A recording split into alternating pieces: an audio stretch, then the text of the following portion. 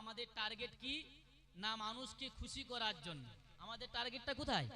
এত লাইটিং করব, খরচা করব, হাজার হাজার টাকা খরচা করব, উদ্দেশ্যটা কি? মানুষকে খুশি করা।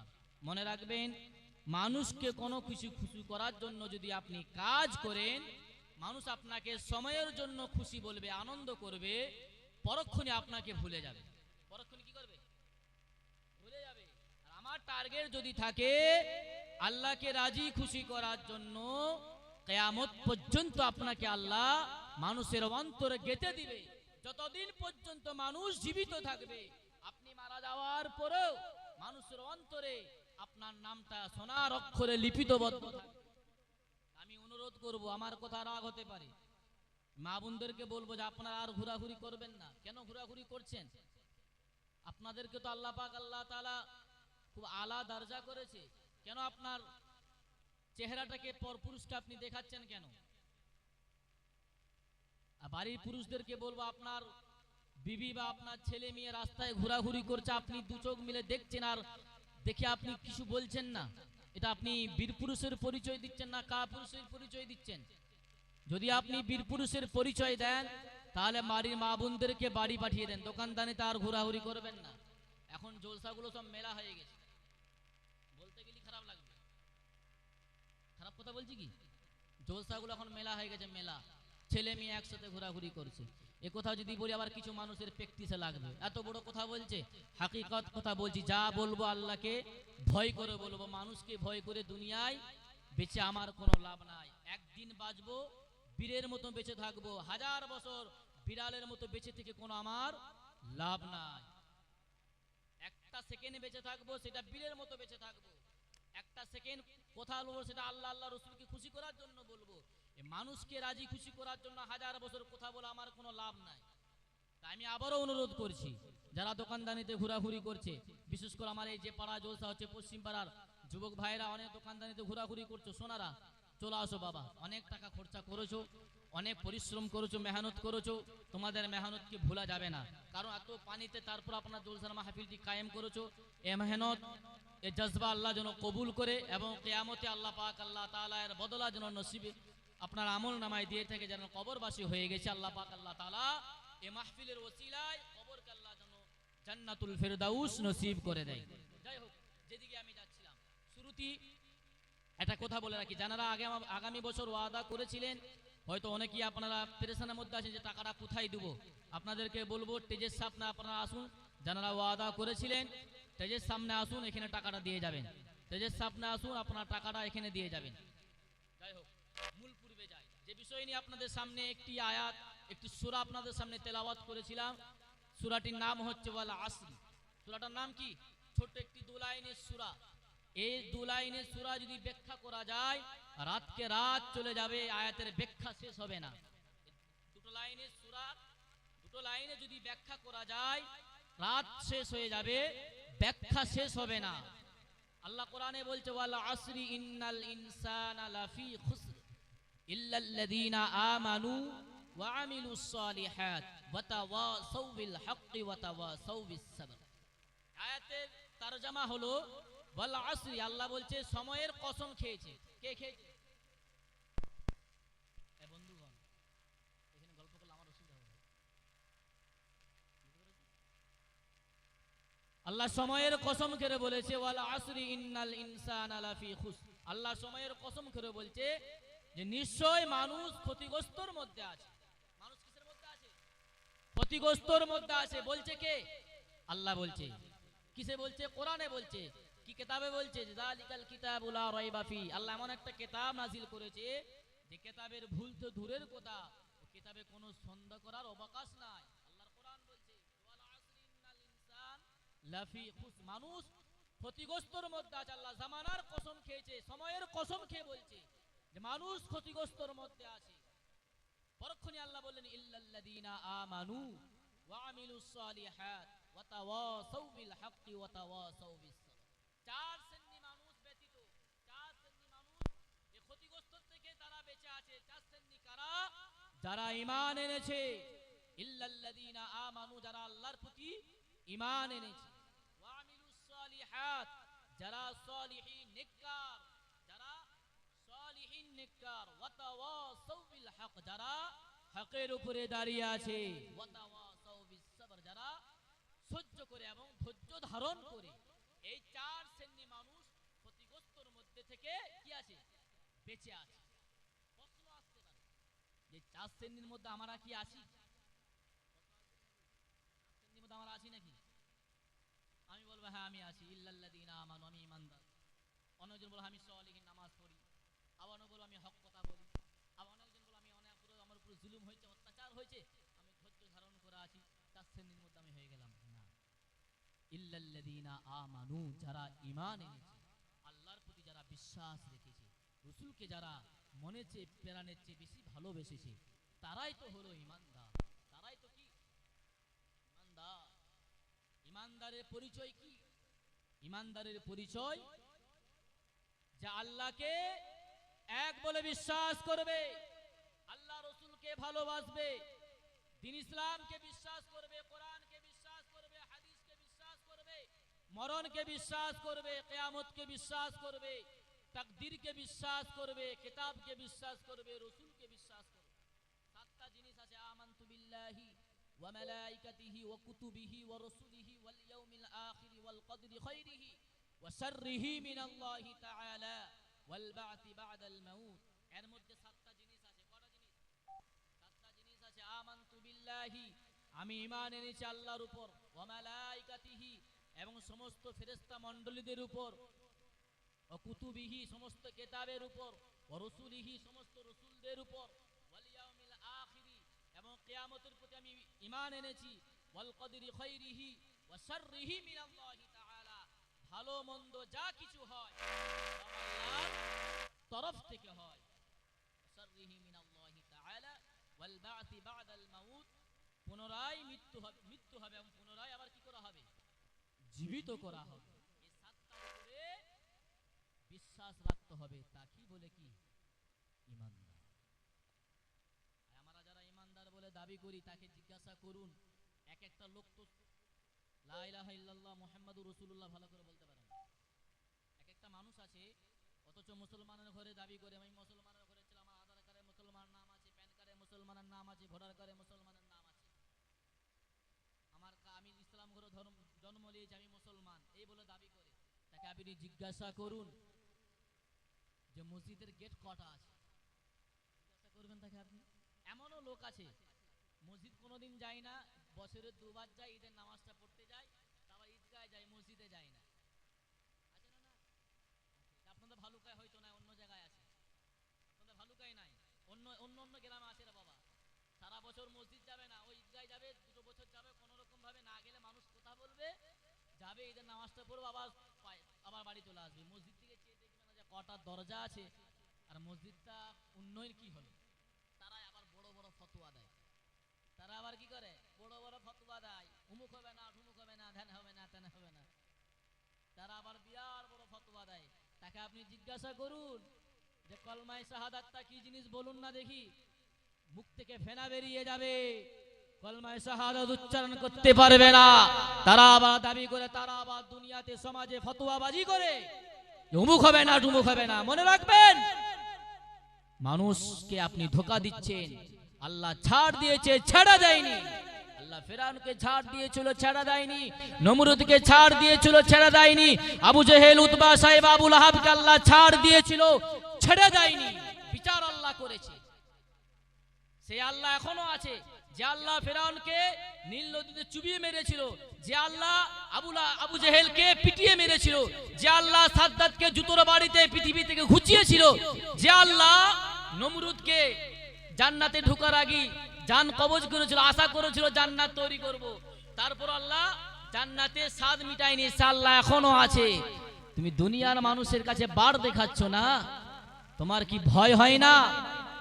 তোমার কি ইতিহাস মনে নেই? তোমার কি ইতিহাস জানা নেই যে আবু জেহেলকে তো আল্লাহ পাওয়ার দিয়েছিল, ফিরআউনকেও তো আল্লাহ পাওয়ার দিয়েছিল, উতবা সাইবাকেও আল্লাহ পাওয়ার দিয়েছিল। তারা কিনাই করেছিল ইসলামের বিরুদ্ধে, কিনাই করেছিল নবীকে অপমান করেছিল, কিনাই করেছিল উলামায়ে কেরামদেরকে অকথ্য ভাষায় গালিগালাজ করেছিল, কিনাই তারা করেছিল, কোরআনকে গালিগালাজ করেছিল, হাদিসকে গালিগালাজ করেছিল। আল্লাহ সময়ের জন্য ছাড় দিয়েছিল, সময়ের জন্য ছাড় দিয়েছিল। পরক্ষণে আল্লাহ বিচার করে দিয়েছে, দুনিয়ার মানুষকে দেখিয়ে দিয়েছে, সোনার অক্ষরে লেখা আছে।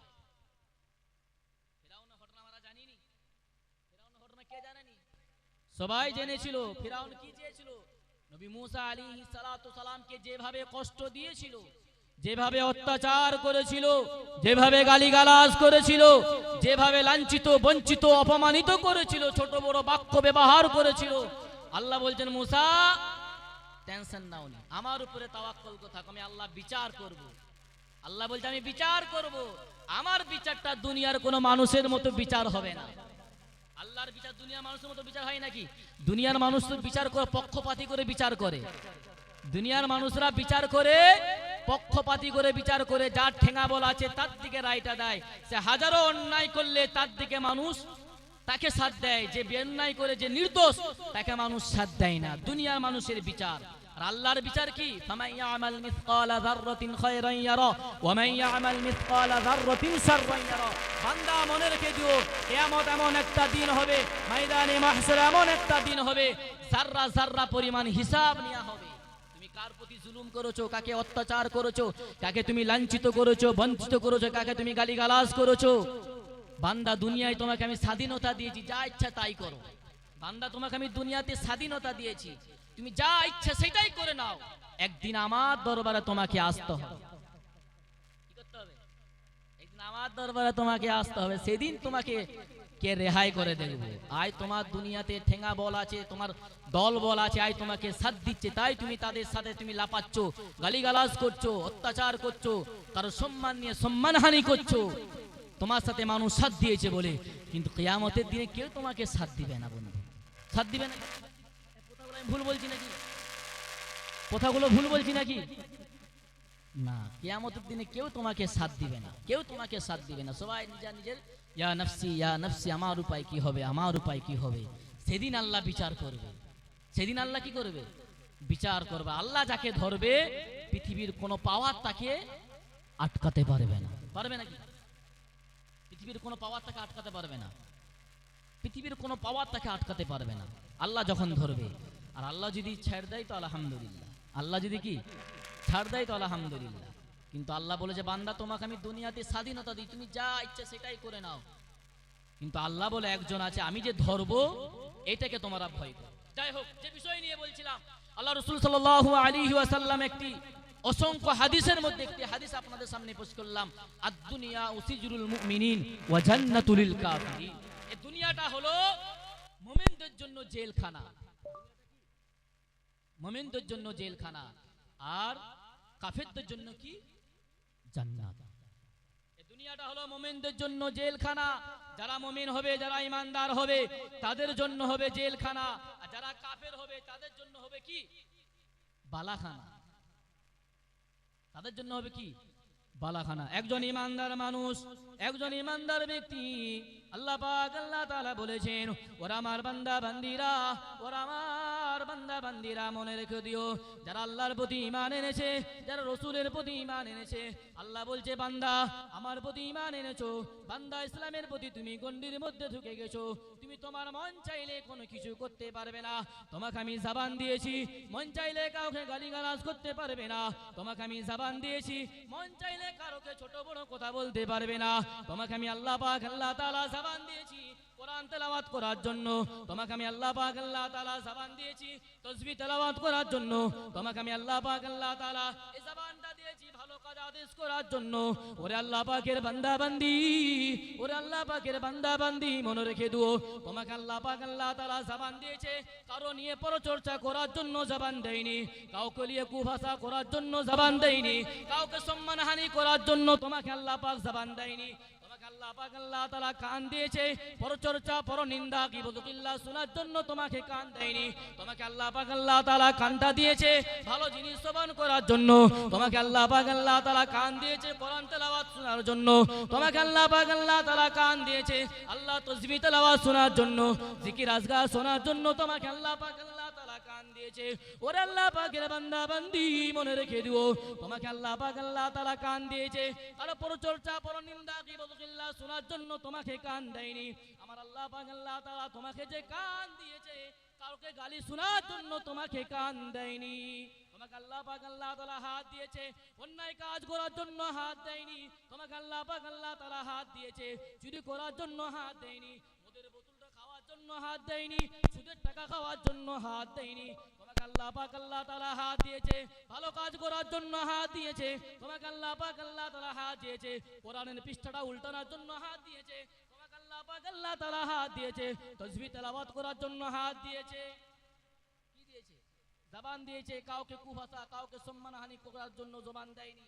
তারপর চর্চা পরনিন্দা গীবত গিল্লা করার জন্য জবান দেয়নি। জবান দিয়েছে সঠিক কাজে ব্যবহার করার জন্য। জবান দিয়েছে কিসের জন্য? সঠিক কাজে ব্যবহার করার জন্য তোমাকে জবান দিয়েছে। কোরআন তেলাওয়াত করার জন্য তোমাকে জবান দিয়েছে। উস্কানিমূলক কথা বলার জন্য তোমাকে জবান দেয়নি।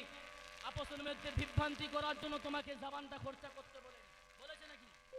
না, তোমাকে জবান দিয়েছে কোরআন তেলাওয়াত করার জন্য জবান দিয়েছে। তোমাকে জবান দিয়েছে ভ্রাতৃত্ব বন্ধন করার জন্য তোমাকে জবান দিয়েছে। তোমাকে হাত দিয়েছে ভালো কাজ করার জন্য হাত দিয়েছে, অন্যায় কাজ করার জন্য তোমাকে হাতটা দেয়নি। তোমাকে কান দিয়েছে ভালো জিনিস শ্রবণ করার জন্য তোমাকে কান দিয়েছে, খারাপ জিনিস শ্রবণ করার জন্য তোমাকে কান দেয়নি। তোমাকে যে কানটা দিয়েছে পরচর্চা পরনিন্দা গীবত গিল্লা শোনার জন্য কানটা দেয়নি। তোমাকে যে কানটা দিয়েছে গালিগালাজ শোনার জন্য তোমাকে কানটা দেয়নি। তোমাকে যে কানটা দিয়েছে, যে কাজ করার জন্য যে কানটা দিয়েছে, সেটা হলো আল্লাহর কোরআন শোনার জন্য তোমাকে কান দিয়েছে, তাসবিহ তেলাওয়াত শোনার জন্য তোমাকে কান দিয়েছে। কেন মানুষ ক্ষতিগ্রস্তর মধ্যে আছে? আপনারা ভাবুন, জবান আমরা কোথায় ব্যবহার করি? জবানটা কোথায় ব্যবহার করার দরকার, কোথায় করি? আমরা মুখে বলি ইমানদার, বলি আমি বিরাট ইমানদার, আমি যা আল্লাহকে ভালোবাসা, আল্লাহ রসুলকে ভালোবাসা, আমার মতন ভালোবাসা পৃথিবীর একটা মানুষ খুঁজে পাবেন না। আর তাকে আপনি জিজ্ঞাসা করুন যে মসজিদের দরজা কটা, ও আমার জানা নেই, আমার জানার দরকারও নাই। কেন রে? কেন জানার দরকার না? আমি ইমানদার, তো আমি জান্নাত চলে যাব। জান্নাতটা কারো মামা বাড়ির আবদার নাকি? জান্নাত কি কারো মামা বাড়ির আবদার নাকি যে দরখাস্ত করব জান্নাত চলে যাব? এরকম আসে নাকি? না। আল্লাহ বলেছে দুনিয়াটা মোমেনদের জন্য জেলখানা। কেন বলেছেন? যে তুমি যখন কলমা পড়ে নিয়েছো, ইমানদার বলে যখন দাবি করে নিয়েছো, ইসলামের মধ্যে যখন তুমি ঢুকে গেছো, তোমার একটা গন্ডি আছে, সেই গন্ডির মধ্যে তুমি থাকো। তোমার মন চাইলে তুমি যা ইচ্ছা তাই করতে পারবে না। তোমার যেটা মন চাইবে সেটাই তুমি করবে, তোমার যেটা ভালো লাগবে সেটা তুমি করবে। ইসলাম এটা দিয়েছে নাকি স্বাধীনতা? না, তোমাকে চোখ দিয়েছে ভালো জিনিস দেখার জন্য। তোমাকে চোখ দিয়েছে ভালো জিনিস দেখার জন্য, তোমাকে পা দিয়েছে ভালো কাজ করার জন্য, তোমাকে পা দিয়েছে হাত দিয়েছে ভালো কাজ করার জন্য। হাত তো আল্লাহ দেয়নি সুদ খাওয়ার জন্য, হাত দেয়নি মদ খাওয়ার জন্য, আল্লাহ হাত দেয়নি অন্যায় কাজ করার জন্য, আল্লাহ হাত দেয়নি কাউকে মারামারি করার জন্য হাত দিয়েছে নাকি? মনে রাখবেন, কিয়ামতের দিন এমন একটা দিন হবে, শরীরের প্রত্যেকটা অঙ্গ সেদিনে কথা বলবে। শরীরের প্রত্যেকটা অঙ্গ কথা বলবে সেদিনে। সেদিন কি উপায় হবে? আল্লাহ তো মুখটাকে জবানটাকে বন্ধ করে দিবে। এই মিথ্যাবাদী, চুপ, বন্ধ রাখ।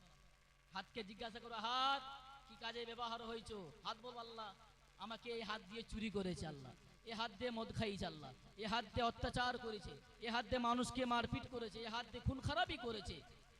হাতের প্রত্যেকটা অঙ্গ কথা বলবে। চোখকে আল্লাহ জবান করে দেবে, এই চোখ কি কাজ করেছে? আল্লাহ এই চোখ দিয়ে খারাপ কাজ করেছে, আল্লাহ চোখ দিয়ে খারাপ দৃষ্টি দেখেছে। আল্লাহ জবানকে আল্লাহ বলবে, জবান বলো তুমি কি করেছো?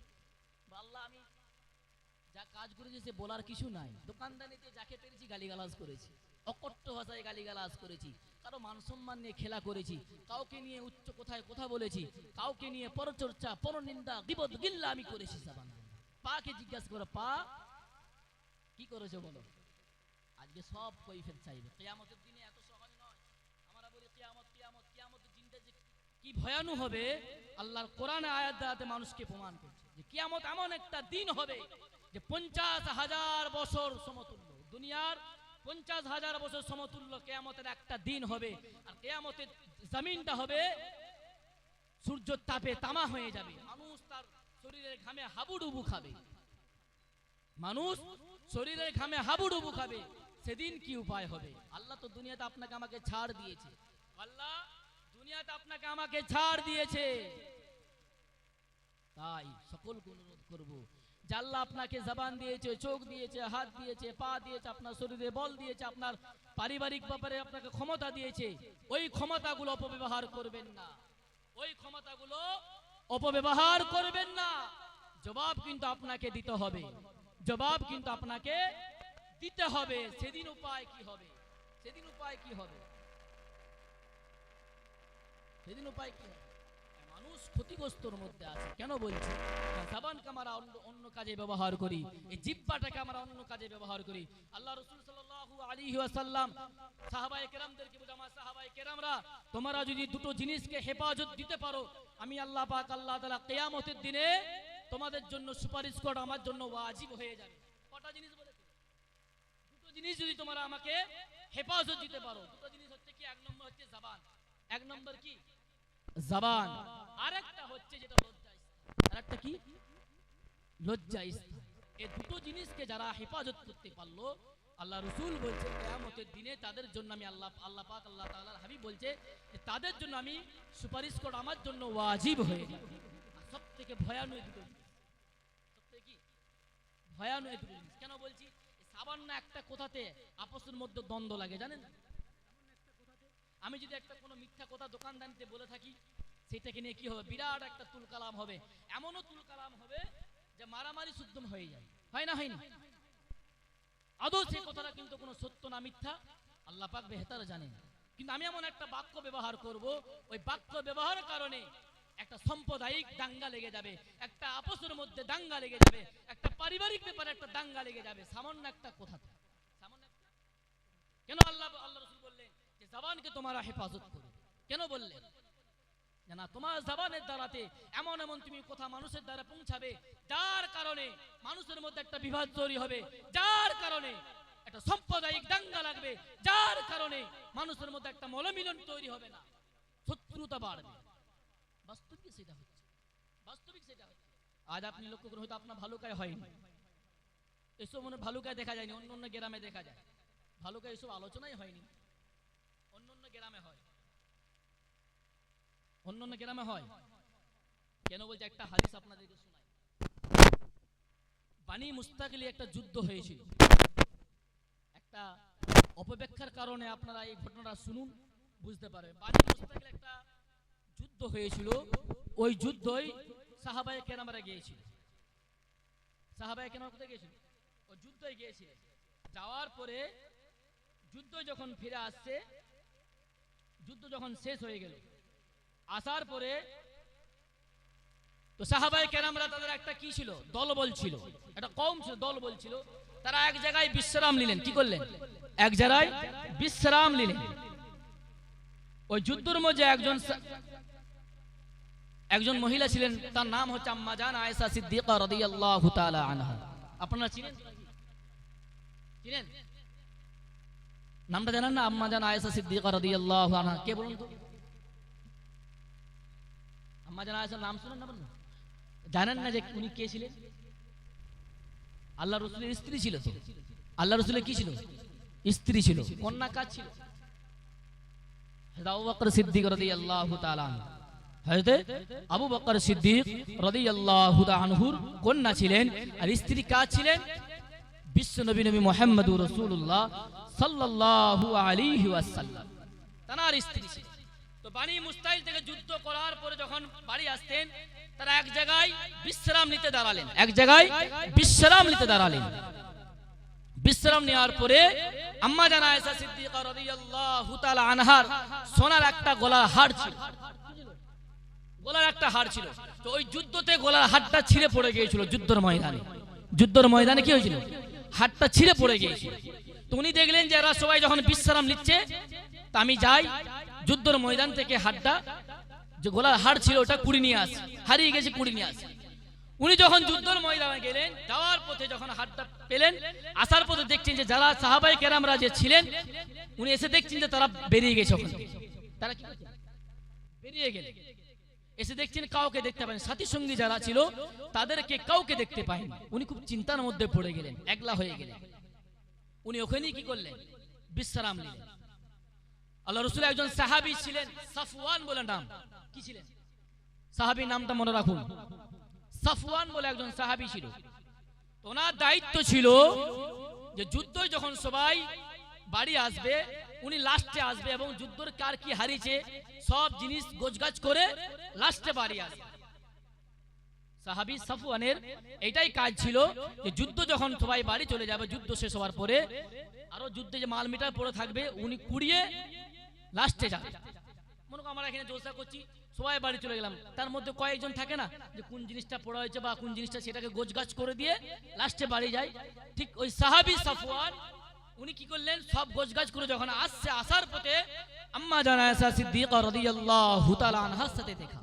তখন কিন্তু ওই পর্দার আয়াত নাজিল হয়, পর্দার ব্যাপারে তখন আল্লাহর বিধান আসে, তখন কিন্তু পর্দা থাকে। উনি দেখলেন যে আম্মা জানা আয়েশা সিদ্দিকা রাদিয়াল্লাহু তাআলা আনহা কি করছেন, বসে আছেন। তো উনি ওনার যে উট ছিল সাহাবী সাফওয়ানের, ওনার উটে সাওয়ারি করে মদিনায় পৌঁছালেন। মদিনায় পৌঁছালেন।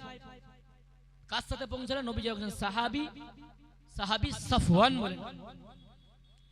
এই ঘটনাটা একজন মুনাফিক ছিল, আব্দুল্লাহ ইবনে উবাইদা। আব্দুল্লাহ ইবনে উবাইদা শুনুন, আব্দুল্লাহ ইবনে উবাইদা শুনুন, উনি একজন মুনাফিক সাহাবী ছিল। মুনাফিক মানে জানেন তো, যে আপনার কাছে আপনার মতো, আমার কাছে আমার মতো। আজও সমাজে কত মুনাফিক ঘোরাফিরি করে, আমার কাছে হুজুর হুজুর হুজুর, আমার পেছনে হুজুরের কি করে খেজুর দেওয়া যায় সে চিন্তা ভাবনাই চলে আসে না। নাই কথা কোনো খারাপ লাগছে নাকি? হাকিকত কথা বলছি। আপনি যদি বলে আমাকে দলিল দেন, আমি মোবাইল এখন রেকর্ড আছে, দেবেন, লেখাটা এখন আছে, প্রত্যেকটা কোথায় দলিল দেবো বলেছি, প্রত্যেকটা ঘটনার পেছনে আপনি দলিল পেশ করব। তো এই সাহাবী সাফওয়ান আম্মা জানা আয়েশা সিদ্দিকা রাদিয়াল্লাহু তাআলা আনহাকে উটে সাওয়ারি করে নিয়ে যাচ্ছেন। মদিনায় যখন পৌঁছালেন, পৌঁছানোর পরে আব্দুল্লাহ ইবনে উবাইদা উনি মদিনায় একটা জিনিস রটালেন যে আম্মা জানা আয়েশার সাথে সাহাবী সাফওয়ানের লট হয়েছে।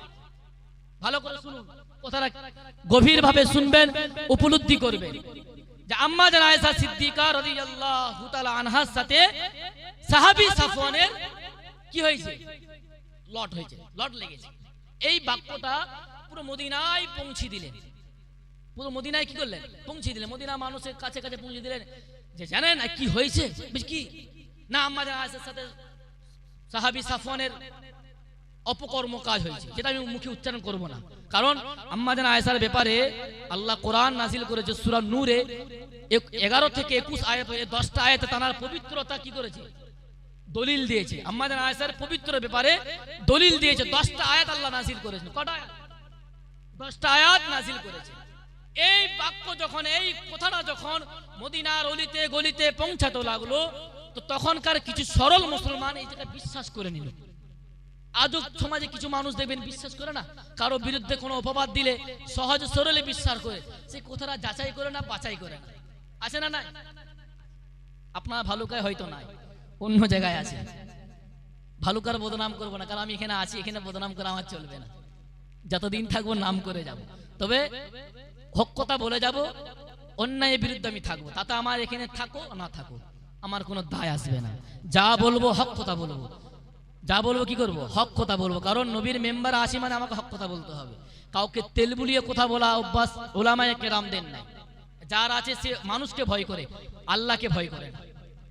এই ঘটনা যখন মদিনার অলিতে গলিতে ছড়াতে লাগলো, সামান্য একটা কথা যখন আপনি দোকানদারিতে বলবে বা কারো বাড়িতে বলবেন, দেখবেন এর কথা লাগাই, সামান্য একটা কথা বলবেন যে উমুক আমি একটা জিনিস দেখলাম, ওই জিনিসটা দেখলাম বলে বলবেন, আরেকজন শুনে জানিস উমুক জায়গায় উমুক হয়ে গেছে, ঘটনাটা ঘটে গেছে, ও বলবো আমি দেখলাম, ও বলবে ঘটে গেছে। হয় না? হয় না? আমি একটা কারো বিরুদ্ধে বললাম যে আমি ওকে বাঁকা দই মদ খেতে দেখলাম, এই কথা আমি আরেকজন বলবো, সে শুনবে, সে আরো প্রচার করবে, জানিস ইমাম সাহেব বলছে হাতে নাতে ধরা পড়েছে, ওকে মদ খেতে ইমাম সাহেব নিজে হাতে নাতে ধরেছে। আচ্ছা, ইমাম সাহেব বললো কি যে আমি দেখলাম, ওর মতন একজন ব্যক্তিকে আমি দেখলাম, অজন মতন একজন ব্যক্তিকে আমি দেখলাম মদ খেতে। এই বাক্যটা যখন আমি আরেকজনকে বলবো, সে শুনবে কি না, ইমাম সাহেব বললো ওই ব্যক্তিকে মদ খেতে দেখেছে, ইমাম সাহেব ডাইরেক্টলি ধরেছে। হয় না? হয় না? আরেকজন বলবে জানিস এটা ইমাম সাহেব একজনকে বলেছে মদ খেয়ে দেখেছে, ইমাম সাহেব তাকে আবার চড় মেরেছে। হ্যাঁ, তুই এত বড় একটা অন্যায় করেছি, ইমাম সাহেব একটা চড় মেরেছে, যেটা অতীতে ঘটেছে। কি যে চড় মেরেছে, এখন মদ খেতে দেখেছে, ইমাম সাহেব তাকে দেখে চড় মেরেছে। তো যাই হোক, ওই আব্দুল্লাহ ইবনে উবাইদা আসনুন উনি কিন্তু আল্লাহ রাসূলকে বিশ্বাস করতে বা ঈমান এনেছিলেন। এর আগে একটা ঘটনা আপনাকে বলি। মদিনা আল্লাহ রাসূল আসার আগে ওই মুনাফিকদের সর্দার ছিল আব্দুল্লাহ ইবনে উবাইদা। কথাটা গভীরভাবে শুনবেন আর উপলব্ধি করবেন। মাইকের আওয়াজ যতদূর পর্যন্ত আছে আপনারা কথাটা গভীরভাবে শুনবেন। উনি মদিনার একজন লিডার ছিল। তো মদিনায় যখন আল্লাহ রাসূল যখন আসলেন, আর বিরাট একটা টেনশনে পড়ে গেল যে আল্লাহ রাসূল যদি মদিনায় আসছেন, তাহলে আমার তো, আমি যে লিডার, আমি যে নেতা, আমার তো নেতাগিরি শেষ হয়ে যাবে। আমার কি নেতাগিরি শেষ, কারণ আল্লাহ রাসূলকে মদিনার বাসীরা সবাই ভালোবাসবে, আমাকে আর কেউ তার কি লিডার বলে মানবে না। তো ওনার একটা রাগ ছিল, আল্লাহ রাসূলের প্রতি কি ছিল, রাগ ছিল। তো উনি অনেক দিন থেকে খোঁজ করছিল কি করে আল্লাহ রাসূলকে অপমানিত করা যায়, কি করে আল্লাহ রাসূলকে অপমানিত করা যায়। তো ওই সময় একটা বদনাম পেল কি, আম্মা জানা আয়েশা সিদ্দিকা রাদিয়াল্লাহু তাআলা সাহাবী সাফওয়ানের সাথে অকুকর্মের মধ্যে লিপ্ত হয়ে গেছে। এই বাক্য যখন মদিনায় পৌঁছাতে লাগলো, মদিনার মানুষদের মন খারাপ হয়ে গেল। মদিনার মানুষদের কি মন খারাপ হয়ে গেল যে আল্লাহ রাসূলের পারিবারিক ব্যাপারে এত বড় কথা, যেটা কোনোদিন কাফেররা এত বড় এক্সাম দেয়নি। মক্কার কাফেররা এত বড় এক্সাম দেয়নি। আল্লাহ রাসূলকে তাদের দুশমন ছিল, আল্লাহ রাসূলের তারা দুশমন ছিল, কিন্তু কোনোদিন পারিবারিক ব্যাপারে এত বড় দুর্নাম দেয়নি যত বড় দুর্নাম ও মুনাফিক আব্দুল্লাহ ইবনে উবাইদা দুর্নাম দিয়েছিল। কি দুর্নাম দিয়েছিল? নবীর পারিবারিক ব্যাপারে যে দুর্নামটা দিয়েছিল। এই ঘটনা যখন মদিনায় রটাতে লাগলো, মদিনার মানুষরা নিস্তব্ধ হয়ে গেল। মদিনার বাতাস আতাস বাতাস, মদিনার গলিগুলো কান্না ঝুমমারা হয়ে গেল।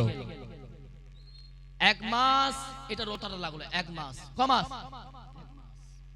সবাই সাহাবায়ে কেরামরা আল্লাহ রাসূলকে বুঝাচ্ছে, ইয়া রাসূলুল্লাহ, ইয়া হাবিবাল্লাহ, এইলে আপনি টেনশন করবেন না, কারণ আম্মা জানের ব্যাপারে আল্লাহ পাক আল্লাহ তাআলা পবিত্র বয়ান করবে, আপনি টেনশন করছে কিনা। আমরা যতটুকু জানি যে আম্মা জান আয়েশা পবিত্র, উনি এই খারাপ কাজে লিপ্ত হবে না, এটা আমাদের বিশ্বাস। আল্লাহ রাসূলকে সান্ত্বনা দিচ্ছে। কোন মতে আল্লাহ রাসূলের মন খারাপ, কোন আপনার স্ত্রীর ব্যাপারে যদি কেউ যদি একটা রটায়, আপনি এটা মেনে নেবেন কি? কোনোভাবে মেনে নেওয়া যাবে না, সে সত্য হোক আর মিথ্যা হোক। তো ওই সময় আল্লাহ রাসূলের মন খারাপ ছিল। সমস্ত সাহাবায়ে কেরামরা বুঝাচ্ছে, আম্মা জান আয়েশা সিদ্দিকা রাদিয়াল্লাহু তাআলা আনহা এত কান্না কেনেছিল। কিতাবে লিখছেন যে ওই 4-5 দিনে এত কান্না কেনেছিল, মনে হচ্ছিল যেন আমার বুক থেকে জানটা বেরিয়ে যাচ্ছে। উনি কি করলেন? বাড়ি চলে গেলেন। কোথায়? সিদ্দিক আকবর রাদিয়াল্লাহু তাআলা আনহুর বাড়ি চলে গেলেন। এক মাস পর ওহী নাজিল হলো।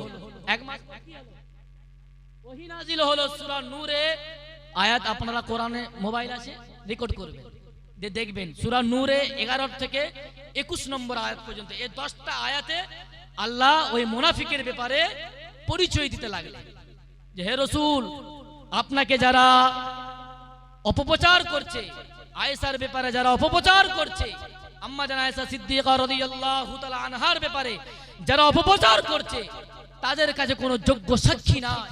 তারা অপপ্রচার করছে কিসের জন্য? আপনাকে ছোট করার জন্য তারা অপপ্রচার করছে। আব্দুল্লাহ ইবনে উবাইদা শুনুন, উনি অপপ্রচার করছে আপনার সম্মানের সাথে, আপনার সম্মানকে হেনস্থ করার জন্য, আপনাকে লাঞ্ছিত বঞ্চিত করার জন্য তারা অপমান করছে। আপনি এইলে চিন্তিত হবেন না, এইলে আপনি চিন্তিত বোধ হবেন না, এইলে আপনি চিন্তিত বোধ হবেন না, কারণ আমি আল্লাহ পাক আল্লাহ তাআলা আপনার স্ত্রী আম্মা জান আয়েশা সিদ্দিকা রাদিয়াল্লাহু তাআলা আনহার ব্যাপারে আমি আল্লাহ পাক আল্লাহ তাআলা পবিত্র বর্ণনা করে দিয়েছি। বলি সুবহানাল্লাহ। তাহলে আব্দুল্লাহ ইবনে উবাইদা কি ছিল?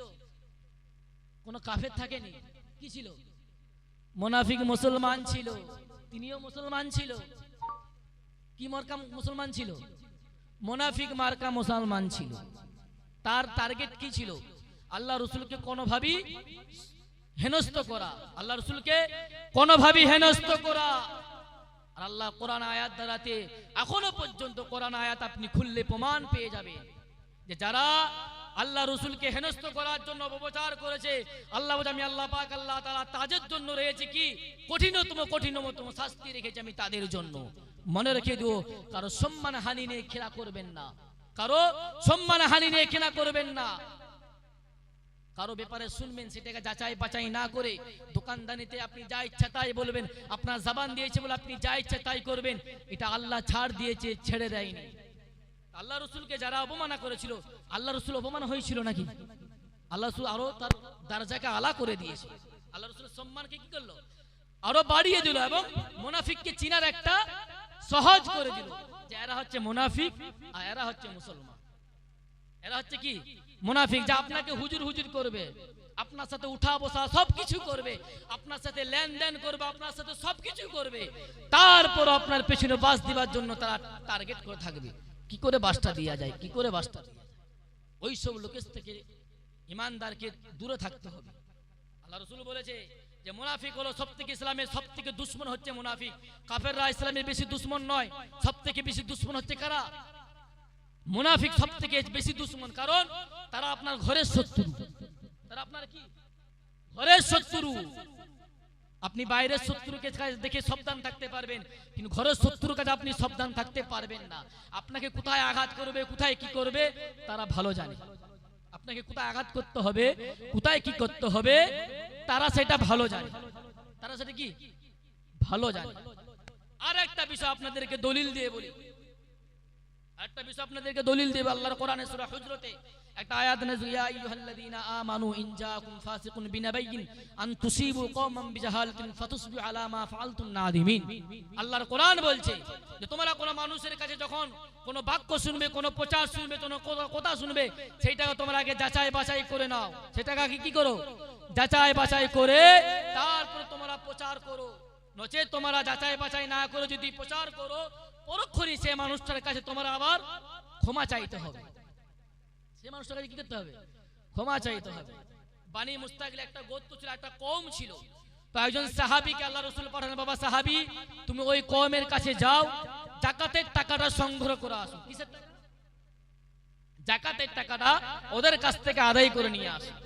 আর বানি মুস্তাকিল তার একটা গোত্র ছিল, তার একটা কওম ছিল, অতীতে তাদের সাথে একটা ঝগড়া ছিল। কাদের সাথে না? সাহাবায়ে কেরামদের সাথে একটা বিবাদ ছিল, সেটা মিটমাট হয়ে গিয়েছিল।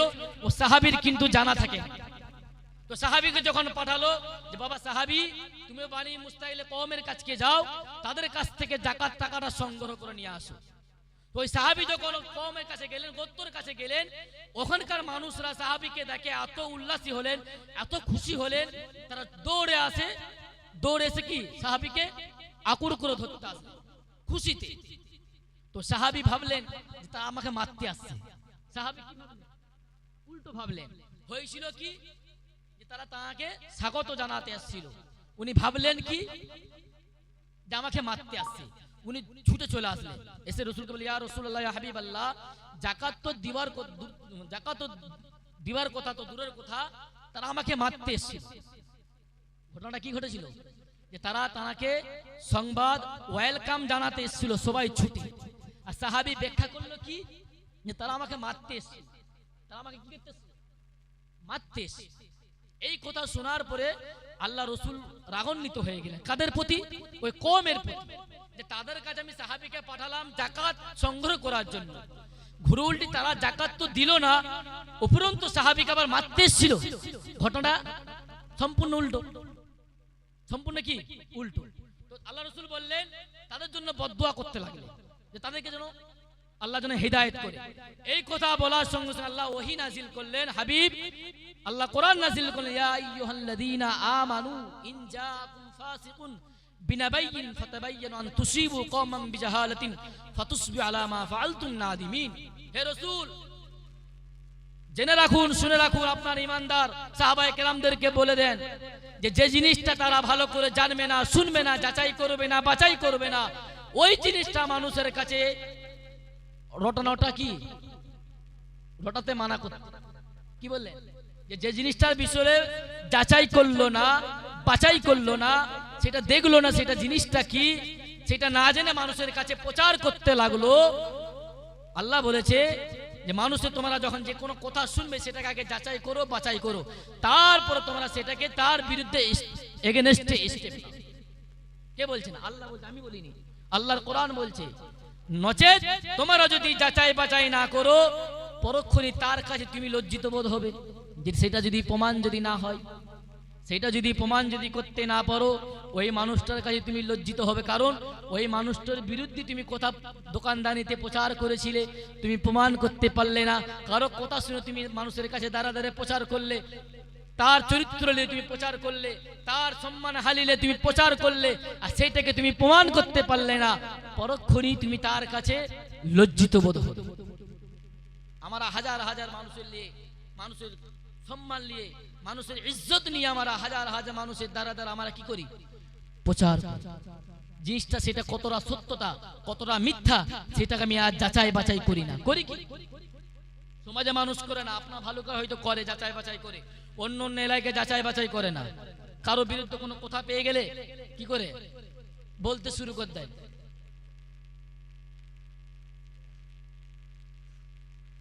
সেটাকে আমরা যাচাই বাছাই না করে তার এগেনস্টে, তার বিরুদ্ধে আমরা মানুষের কাছে কাছে কান ফুসুনি দিই, তার সম্মান হানিলে আমরা কথা বলি, তার সম্মানকে আমরা ধূলিসাৎ করার জন্য আমরা উঠে পড়ে লাগি। মনে রাখবেন, আল্লাহ পাক আল্লাহ তাআলা আপনাকে জবান দিয়েছে, পরক্ষণই বললাম না, আল্লাহকে আপনাকে জবান দিয়েছে ইচ্ছা মতো কাজ, ইচ্ছা মতো বাক্য ব্যবহার করার জন্য আল্লাহ জবান দেয়নি। জবান দিয়েছে কোরআন তেলাওয়াত করার জন্য, জবান দিয়েছে তাসবিহ তেলাওয়াত করার জন্য, জবান দিয়েছে ভালো কাজ করার জন্য, জবান দিয়েছে ভালো জিনিসকে বলার জন্য, অন্যায়কে রুখে দেওয়ার জন্য আল্লাহ জবান দিয়েছে, কুকর্ম কুবাক্য ব্যবহার করার জন্য আল্লাহ জবান দেয়নি। যাই হোক, যার জন্য আমরা এতক্ষণ অপেক্ষায় ছিলাম, উনি আর কয়েক মিনিটের মধ্যে আমাদের সামনে আসবেন, অলরেডি রাস্তায় বেরিয়ে গেছে। তাই আমি গ্রামবাসীদেরকে বলবো, এখনো পর্যন্ত যারা দোকানদানিতে ঘোরাঘুরি করছে, আপনাদের সকলকে পায়ে ধরে অনুরোধ করছি, জানার জন্য আমরা এতক্ষণ অপেক্ষায় আছি। সুদূর 24 পরগনা থেকে আগত মেহমান, সুনামধন্য সুপরিচিত যুক্তিবাজি বক্তা মাওলানা শাহনওয়াজ ভাইজান, উনি আমাদের সামনে আসছেন। কোরআন ও হাদিসের কিছু মূল্যবান কথা রাখবেন। আমি গ্রামবাসীকে বলবো, নওজওয়ান যুবকদেরকে বলবো, যা আপনারা দোকানদানিতে ঘোরাঘুরি না করে, কারণ উনি এত দূর থেকে আপনাদের খেদমতে আসছেন, আর এসে দেখে যদি স্টেজটা ফাঁকা, ওনার মন খারাপ হয়ে যাবে, ওনার মনটা খারাপ হয়ে যাবে। তাই সকলকে অনুরোধ করব, আপনারা সকলেই চলে আসুন, সকলেই চলে আসুন, বেশি রাত হবে না, বেশি রাত হবে না, আপনারা সকলেই চলে আসুন। কোরআন ও হাদিসের মূল্যবান ভাইজান আমার খুব মূল্যবান কথা রাখে, দলিল দিয়ে কথা বলেন, উনি যা কথা বলেন দলিল দিয়ে কথা বলেন, কোরআন ও হাদিসকে সামনে রেখে কথা বলে। তাই সকলকে অনুরোধ করব, যারা দোকানদারিতে ঘোরাঘুরি করছেন সকলেই চলে আসুন, সকলকে অনুরোধ করব, সকলেই চলে আসুন, সকলেই চলে আসুন। কেউ আর দোকানদারিতে ঘোরাঘুরি করবেন না। সকল তাকবীর, নারে তাকবীর।